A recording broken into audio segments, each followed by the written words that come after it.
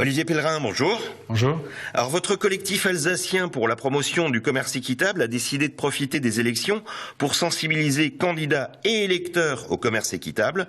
Vous croyez vraiment qu'en période de crise, c'est encore une préoccupation des gens ?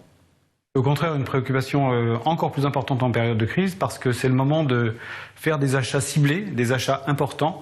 Et quand on pense que l'équité est importante non seulement dans les échanges nord-sud, mais même dans les échanges nord-nord, alors effectivement, les gens continuent à acheter ou achètent facilement du commerce équitable. On le voit dans le magasin de Artisans du Monde.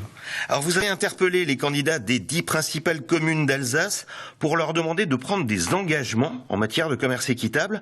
Avez-vous déjà eu des réponses ? Nous n'avons pas eu de réponse donc positive, on va dire. On a des réponses qui viennent au fur et à mesure et qu'on enregistre et qu'on fera d'ailleurs, qu'on diffusera sur le site, hein, comme on l'avait promis. Les réponses qu'on a déjà, pour l'instant, sont évidemment les trois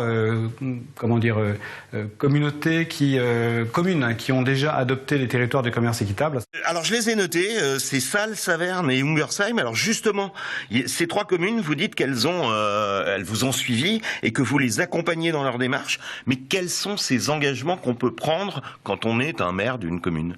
Très bien, alors il s'agit de concourir au label de territoire de commerce équitable. Et ce label de territoire de commerce équitable consiste d'une part à s'engager à faire des achats des produits pour la commune dans le registre des produits équitables.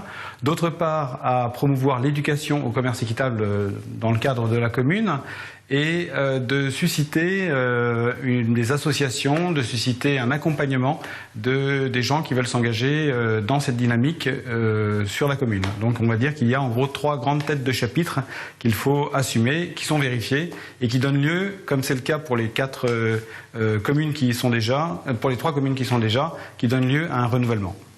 Alors, quand on dit commerce équitable, on pense quand même plutôt sensibilité de gauche. Et quand on regarde sur votre site, vous avez interrogé tous les candidats, sauf ceux du Front National. Ça corrobore alors le fait que commerce équitable, faut être de gauche ?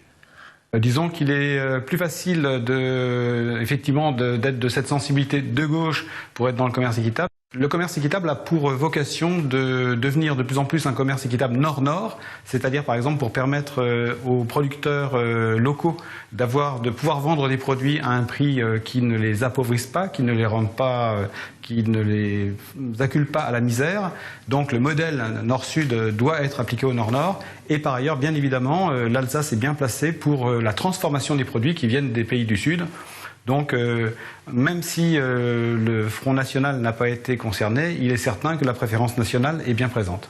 Alors justement, on pourrait faire un parallèle presque. Le commerce équitable, c'est aussi du locavore, ça peut aussi être du locavore.